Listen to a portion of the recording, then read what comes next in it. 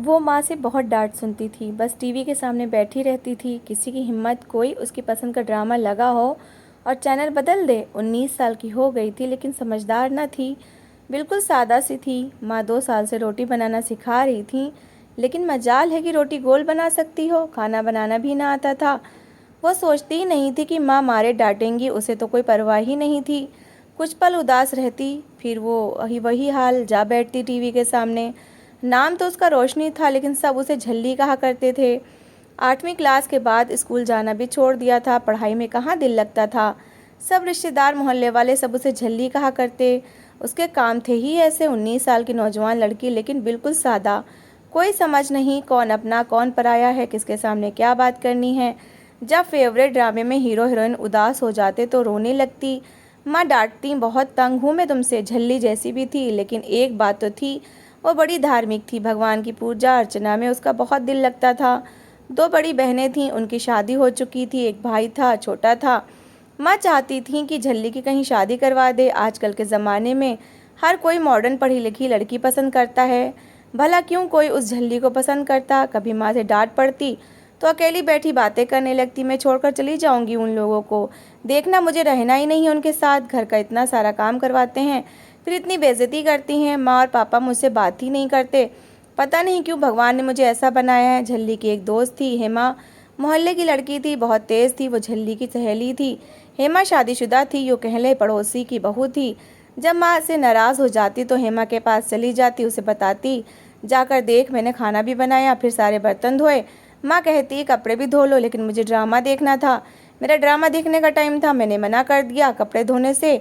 फिर माँ ने चप्पल से मारा। वो कहती हैं तुम मर जाओ तो अच्छा है। कहती हैं बहुत सताती हो मुझे। हेमा बताओ भला मैं सताती हूँ उन्हें? हेमा मुस्कुराने लगी, नहीं झल्ली, माँ तुमसे ऐसे ही कहती हैं। दिवाली के दिन थे, बहनें और उनके पति आए हुए थे। झल्ली बहुत शर्माती थी, शर्म के मारे बहनों के सामने ही नहीं जाती थी। झल्ली समझदार तो नहीं थी, लेकिन सुंदर बहुत थी। बड़ी बहन का पति वो बेशर्म इंसान था, वो झल्ली पर गंदी नज़र रखता था। बातों बातों में झल्ली को पास लाना चाहता था, लेकिन झल्ली डर जाती थी। वो कांपते होठों से कहती, भाई आप मेरे साथ ऐसी बातें क्यों करते हैं? बहनोई कमीना इंसान था, मर्द था ना, हवस का भूत सुकून कहाँ करने देता है।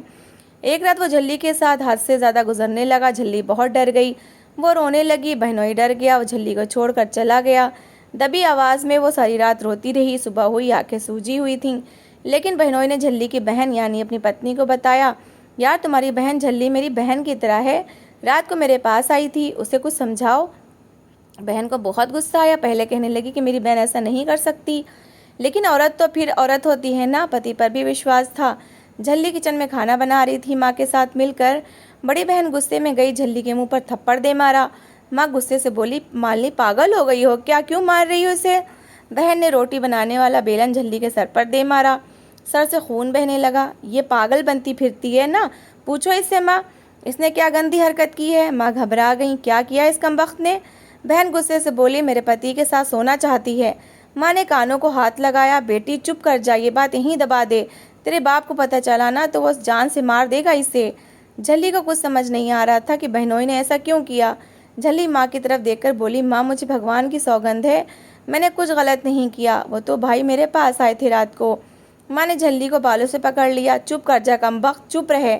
झल्ली रो रही थी। माँ ने सर पे पट्टी बांधी और कहा, कमरे से बाहर ना आना, पता नहीं कौन से पाप की सज़ा हो तुम। झल्ली बहुत रोई थी। घर में छोटा सा मंदिर था, जल्दी से वहाँ गई और भगवान के सामने हाथ जोड़कर प्रार्थना करने लगी, भगवान जी आप देख रहे थे ना, भाई ने मुझ पर कितना गंदा इल्ज़ाम लगाया है, बहन ने मेरा सर फोड़ दिया है, माँ भी नहीं समझती, सब पागल समझते हैं मुझे, लेकिन मुझे पता है भगवान जी आप मुझे गलत नहीं समझते, आप मेरी सारी बातें सुनते हैं, फिर मेरी मदद भी करते हैं। मैं अब बहन के बच्चों को खिलौने लाकर नहीं दूंगी, मेरे कुछ नहीं लगते वो। झल्ली भगवान से सारे गिले शिकवे किया करती थी।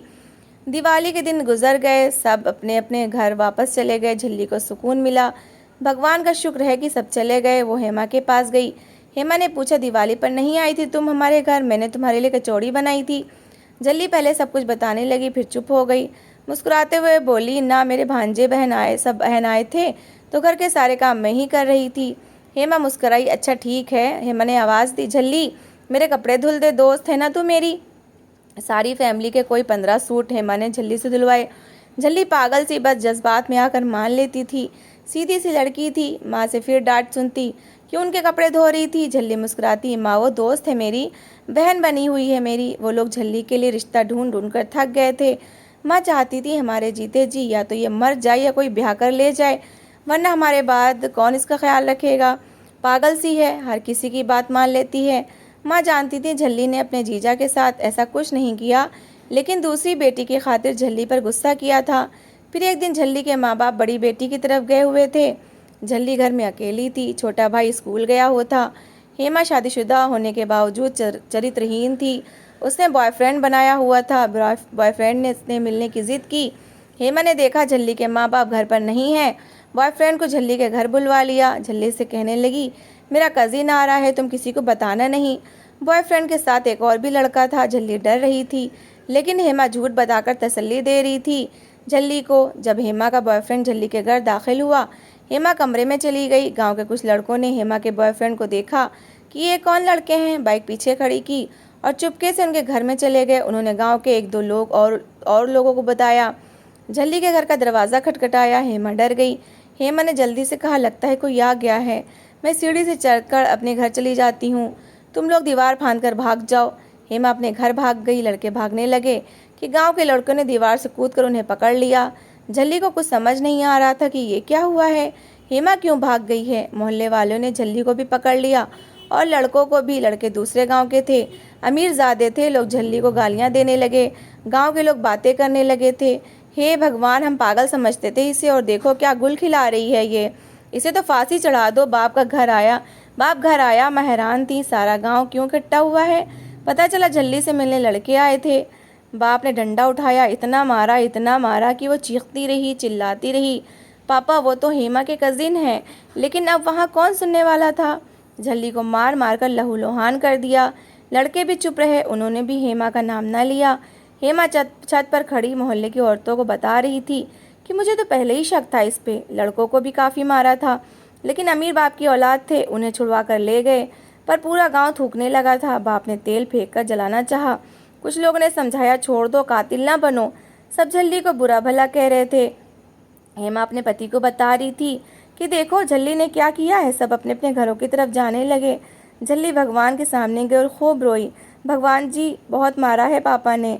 हेमा ने पता नहीं क्यों ऐसा किया, वो रोए जा रही थी। बाप ने फैसला किया कि झल्ली ने उन्हें किसी को मुंह दिखाने के काबिल नहीं छोड़ा, या तो इसे अनाथ आश्रम में छोड़ाते हैं या फिर किसी के साथ भी ब्याह कर निकालो घर से। झल्ली कमरे में बंद जख्मों को लिए खामोश हो गई थी।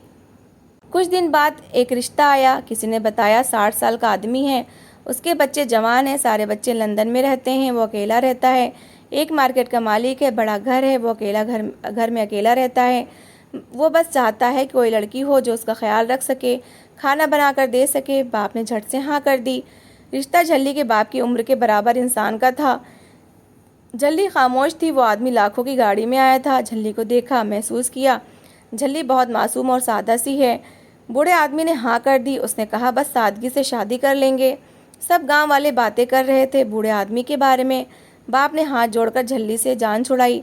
झल्ली के बूढ़े पति से कहा, आप मार दें, काट दें, कुछ भी करें, अभी ये आपकी है। झल्ली का पति मुस्कुराया, झल्ली का हाथ पकड़ा, साथ ले गया। झल्ली ने माँ की आंखों में देखा। माँ तेरी झल्ली पवित्र है। माँ फूट फूट कर रोने लगी, हाय मेरी बच्ची, मैं तेरा क्या करूँ, मैं सब जानती हूँ, बस मजबूर हूँ। झल्ली ने आखिरी बार घर को देखा और विदा हो गई। वो अपने पति के घर पहुंची। बहुत बड़ा घर था। दरवाज़ा खोला, पति ने पास बिठाया। आज के बाद तुम झल्ली नहीं, रोशनी हो, तुम्हारा जो असली नाम है। झल्ली हल्का सा मुस्कुराई, जल्दी से बोली, आपके घर में टीवी है ना। पति ने हाँ में सिर हिलाया। टीवी नहीं, बड़ी LCD है। झल्ली बहुत खुश हुई, फिर पूछने लगी, आपके घर में मंदिर है। पति ने कहा, हाँ है। झल्ली जो अब रानी रोशनी थी, जल्दी से उठी, दुल्हन वाले कपड़े उतारे और मंदिर जाकर पूजा करने लगी। पति प्यार से देख रहा था, कितनी मासूम सी है ना रोशनी। पूजा करने के बाद उसके पास आकर बैठ गई। पति ने बड़े प्यार से समझाया, रोशनी ये घर तुम्हारा है, तुम अब मालकिन हो इस घर की, ये घर तुम्हें संभालना है, समझदार बनना है। रोशनी पति की तरफ देखने लगी, हाँ जी, अब मैं समझदार बन जाऊंगी। पहली रात थी, पति चाहे बूढ़ा था, उसने रोशनी को सच की रोशनी बना दिया। रोशनी बहुत खुश थी। नए कपड़े, बड़ा घर, कमरे में AC लगा हुआ था। वो रोशनी का बहुत ख्याल रखता था। रोशनी समय के साथ साथ बहुत प्यार करने उस वक्त पति से बहुत प्यार करने लगी थी, अपने पति से, चाहे बूढ़ा था, जैसा भी था, हमसफ़र था, जैसा पति कहता वो हर बात मान जाती। एक दिन पति बीमार हुआ, ड्राइवर नहीं आया था, 3 कारें खड़ी थी, लेकिन चलाता कौन? वो रात काफ़ी मुश्किल से गुजरी थी। पति ने रोशनी का हाथ पकड़ा और कहने लगा, रोशनी कार चलाना सीख लो। रोशनी डरते हुए बोली, कभी भी नहीं, मुझे नहीं चलानी, मुझे डर लगता है। उसका पति, जिसका नाम राजेंद्र था, रोशनी से प्यार से कहने लगा, मैं साथ हूँ तो डर कैसा भला। फिर रोशनी के माथे को चूम लिया। ठीक है, सिखाती है। फिर रोशनी धीरे धीरे कार चलाना सीख गई। फिर भगवान की दया से, भगवान के घर किस चीज़ की कमी है भला? रोशनी के घर बेटे का जन्म हुआ। उसका नाम अधिराज रखा था। रोशनी बहुत खुश थी। माँ बाप ने भुला दिया था रोशनी को कि वो मर गई या जिंदा है। पति बीमार रहने लगा था।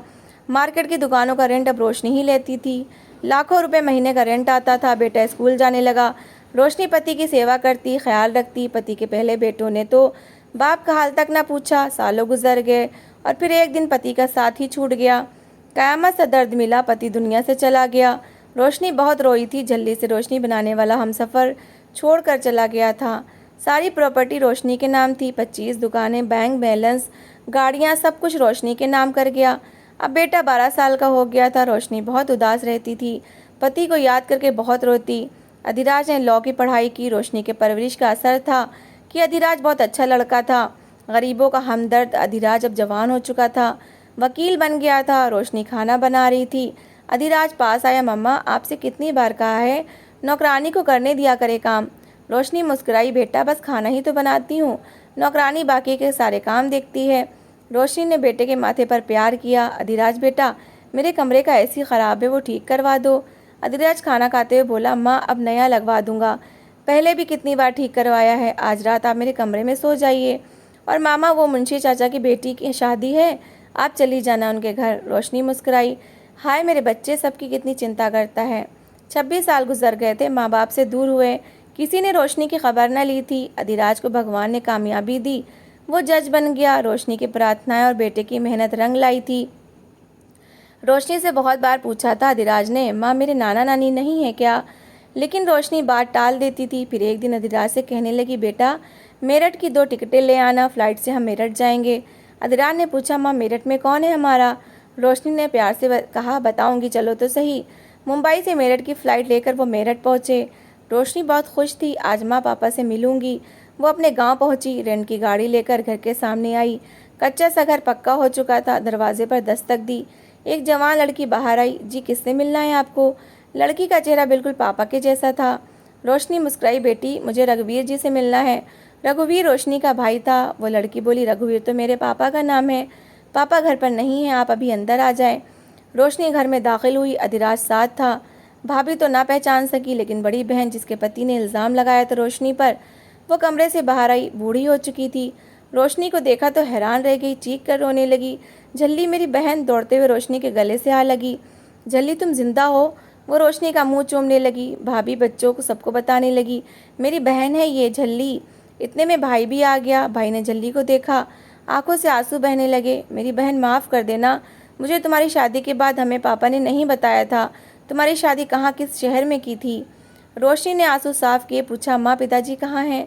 बड़ी बहन रोते हुए बोली, तुम्हारे दुख में माँ बहुत रोती थी। वो तुम्हारी शादी के 2 साल बाद ही इस दुनिया से चली गई। और पिताजी भाई की शादी के कुछ दिन बाद। रोशनी ने अपने बेटे अधिराज से मिलवाया। ये मेरा बेटा अधिराज जज है।